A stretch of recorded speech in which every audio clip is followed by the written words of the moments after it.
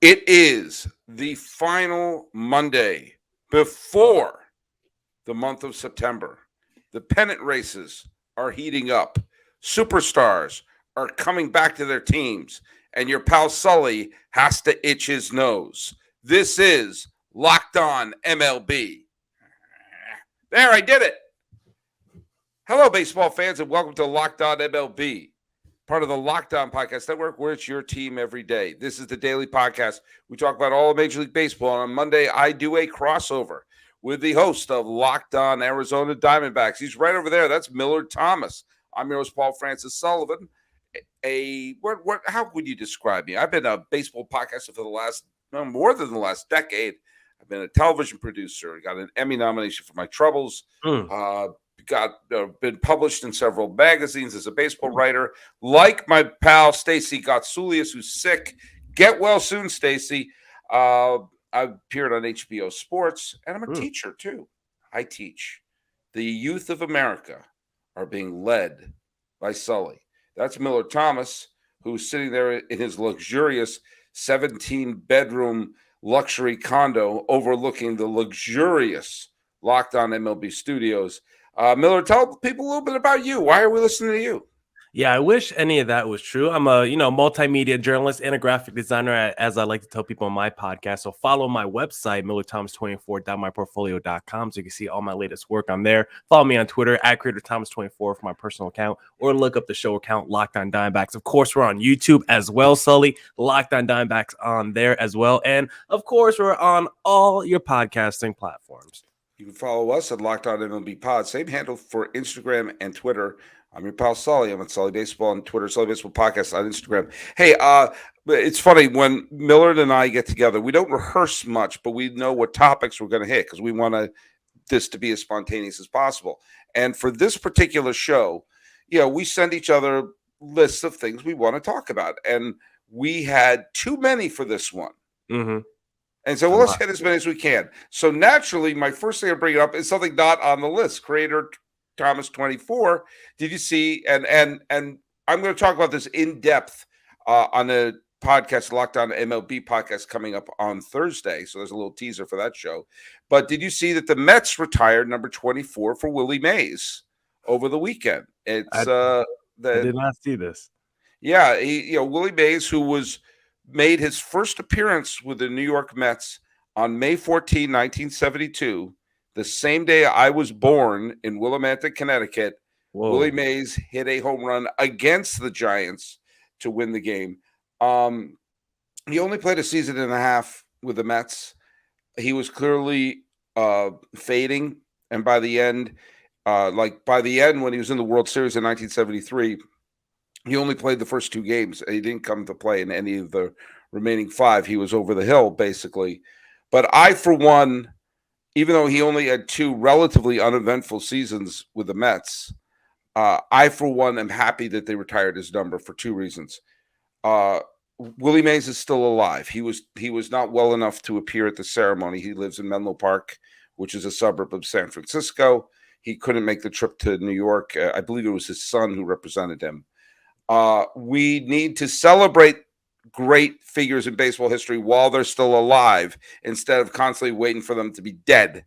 So I'm for any celebration of Willie Mays while he's still with us. But also, yes, his 2 years with the Mets were somewhat mediocre and not memorable. But he is a major figure in New York sports history because of his time with the New York Giants. Mm-hmm. And while San Francisco has celebrated, they have a giant statue for him. The official address of what's Oracle Park is 24 Willie Mays Plaza, San Francisco, California. He needs to be honored in New York as well. And if someone looks at number 24 and says, who's that? They say Willie Mays. Did he play for the Mets? Yes, but he also played for the Giants. I think that's a positive thing. I'm for celebrating. Anything celebrating Willie Mays is okay with me. All right, pro celebrating Willie Mays. But if I'm the Mets, 2 years in my uniform. Now, he was an all-star back-to-back years at age 41, 42. Wasn't more of an honorary thing because his numbers were pretty mediocre. Yes, but still, I guess it's a nice gesture by the Mets. But if I'm a Mets fan, I don't know. Is that moving me retiring Willie Mays' number when he really didn't spend much time in New York? I don't know. I mean, it was cool when he played for the New York Giants, but in terms of in that Mets uniform, I don't know. I don't know if I would retire that number, Sully. I don't know. To me, it's to honor his time with New York, similar to Hank Aaron's numbers retired by the Brewers. He only played like a season and a half with the Brewers, but he was such a major figure in Milwaukee sports history that his number should be hanging in Milwaukee as well as Atlanta. So did the New York Giants convert into the New York Mets? No, the New York Giants became the San Francisco Giants. So that's where I think I have. If the New York Giants became the New York Mets, then I think I would feel differently. But because the New York Giants became the San Francisco Giants, it's like two different organizations. Then I would feel differently. It wasn't like the New York Giants rebranded themselves into the New York Mets. It's a whole different franchise, basically. That's now yes, it is. So that's why I think I feel differently about it. All right, well there you go. Okay, but let's nice little debate on Willie Mays. Wow, I did. I thought that was a softball. Okay, so let's talk about some of the stuff I did want to talk about. Let's go. First things first. The pennant races are getting interesting. But they would be a heck of a lot more interesting if the Milwaukee Brewers could get out of their own way. And I'll tell you what I mean by that. When the Brewers pulled off the trade where they handed off Hader to the Padres and started giggling because they sold him a lemon in the parking lot, it suddenly made the Padres and the Brewers bad at the same time. And the Brewers have not – around the time of the trade, the Brewers were up 2 games in the division. Well, they're now 6 games out. We're recording this before the games on Sunday are over. They're now, but best case scenario is they're 5 games out, and so they've dropped an entire week of games in the month of August. But they've also fallen out of the wild card race. And the thing that I find like absolutely just befuddling is that they're now 2.5 games behind San Diego, and San Diego is falling over themselves. Now, granted, the Brewers have had a tough schedule. They've been playing, Los Angeles a few times, St. Louis a few times, Tampa Bay a few times. So they haven't been playing tomato cans, but they've also played the Cubs a bunch, and the Cubs seem to have their number, including a couple of walk-off games. So I don't get it. Like, this Brewers team has good pitching, and they have some good players, and yet they can't, they can't play decent baseball. And the wild card race would be a heck of a lot more exciting if a game or two, just like if we're heading into September with just a game or two separating San Diego and Milwaukee. 2 teams that look like they were locked for the playoffs just a few weeks ago are now fighting for their playoff lives. Yeah, it feels like that third wild card spot in the National League right now in that race. Feels like no one really wants to grab it because both the Padres and Brewers are just kind of floundering. And I was reading an article this morning just about how the Brewers basically mismanaged their bullpen since that Josh Hader trade, because you trade away Josh Hader, right? You say buy Hader, just like Mano back in the day, the rappers. Shout out to all my people who know that song. And for the Brewers, you trade away Josh Hader. You bring back a nice little package, I think, in return. And one of those pieces in that package was Dinelson Lamet, who they DFA'd and cut immediately after that deal. And he goes to Colorado. He's made a few appearances. He's got like a sub-2 ERA in Colorado. He's looked really good. And a big reason they were okay moving Dinelson Lamet and cutting him is because they thought they were going to get Trevor Rosenthal back from the San Francisco Giants to be a key back-end reliever for them. And Trevor Rosenthal, who just reported in the last day, he had another hiccup in his setback to return to the major league level. So he doesn't look like he's going to be a reliever at all for the Brewers this season. And he's someone that gave up a top 20 prospect in their own organization to the Giants. So you cut Lamet, you're not getting back Trevor Rosenthal, and you traded away Josh Hader. That's basically 3 strikes in your bullpen. And it's a major hit for the Milwaukee Brewers, who a couple of their bullpen guys are struggling in the month of August. Devin Williams has had a couple of back-to-back bad outings by the Brewers. And you look at someone like Corbin Burns, a starter who's, I think, the reigning Cy Young Award winner. He's been roughed up a couple times in August as well. Brandon Woodruff seems to be back in the mix and seems to be performing well again, just like Freddie Peralta. But Corbin Burns has been struggling. Devin Williams has been struggling a little bit. It just doesn't feel like they have that depth in their bullpen anymore after trading away Josh Hader, missing on Trevor Rosenthal, just cutting Dinelson Lamet. I think they missed that depth that they used to have back there in the back end of their bullpen. I'll tell you another factor that has come about in the past, roughly the past month.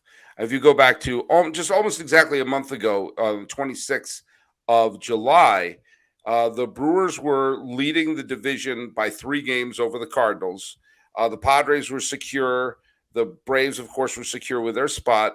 And the Phillies were on the outside looking in, and only a few games ahead of the Giants and only a few games ahead of the Marlins at that point.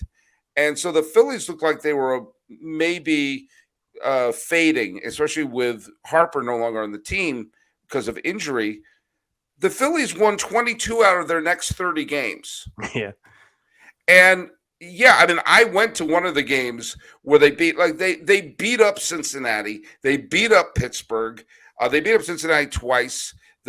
I was there for one of the games where they had a 4-game sweep of the Washington Nationals. And yeah, they're playing bad teams, but guess what? If you want to pad your win-loss record, you beat the teams you're supposed to beat. And I really think the fact that the Phillies, only 4 teams in baseball won 20 games in that stretch. The Mets, the Dodgers, 5. The Mets, the Dodgers, the Cardinals, the Braves, and the Phillies. So the 4 elite teams of the National League and the Phillies. And I think the fact that the Phillies just started beating up on all those lousy teams while the Padres and the Brewers couldn't get out of their own way, I think if the Phillies had a mediocre month, there would be a 3-team scrum for that final wild card spot. But instead, the Phillies have pretty much cemented themselves into the 2nd spot. And now with Bryce Harper returning to the team, and he came first, I think his first at bat, Yeah. he hit a 2-run single. I just feel very, very good. You know, the Phillies have had some other injury issues too. But when you bring back the reigning National League most valuable player, they've lost Zach Wheeler. He's on the 50-day disabled list, and that obviously is going to hurt the team because you can't take an all-star pitcher like that. But Aaron Nola's pitched great. Kyle Gibson's pitched great. They've been able to pitch the way they need to, and quite frankly, they've played a lot better than I thought they were going to do. And we're sitting here. It may be the thing that costs either the Brewers or the Padres a trip to the playoffs. Yeah, unlike the Padres or Brewers, the Phillies are actually taking advantage of their moment right now. And they've been doing it, like you said, without Bryce Harper in their lineup, which makes it even more impressive. And I think because Bryce Harper's been out their lineup, it put the onus on some other players in that lineup to really step up. And you see guys like Kyle Schwarber leading the National League in home runs. Guys like Alec Baum and Rhys Hoskins have really turned around their seasons as well. And so for the Phillies, I also think they're just a little bit more desperate than those other teams in the wild card race, because we've talked about this on previous pods. The Phillies are in the 2nd longest playoff drought after the Marlins, the longest playoff. After the Mariners. Longest playoff drought in the National League. So the Phillies, just as bad as anyone, wants to get back to the postseason, just wants to feel alive again and just feel that energy running through the course of their veins. And I'm hoping to go see the Phillies on Tuesday because they're going to be here in Arizona playing the D-backs. I'm hoping to see that game on Tuesday, ASU night versus the Phillies on Monday. So shout out all my ASU fans out there. But yeah, the Phillies right now, it does suck. Zach Wheeler just placed on the 15-day injured list. So it's as you get back one MVP superstar, Bryce Harper, you're losing a Cy Young candidate in Zach Wheeler. But like you said, Aaron Nola just had a complete game, 9-inning, I think 10 strikeout shutout. He's been really good recently as well. So the Phillies team right now, it's clicking on all cylinders. And with the Padres and Brewers just kind of floundering and not really taking advantage of the situation, if the Phillies just keep doing what they're doing, they should be solidified in that playoff mix. And we're going to see the Mariners and Phillies both end their playoff curses in the same season. It's going to be really crazy once we get to the MLB playoffs.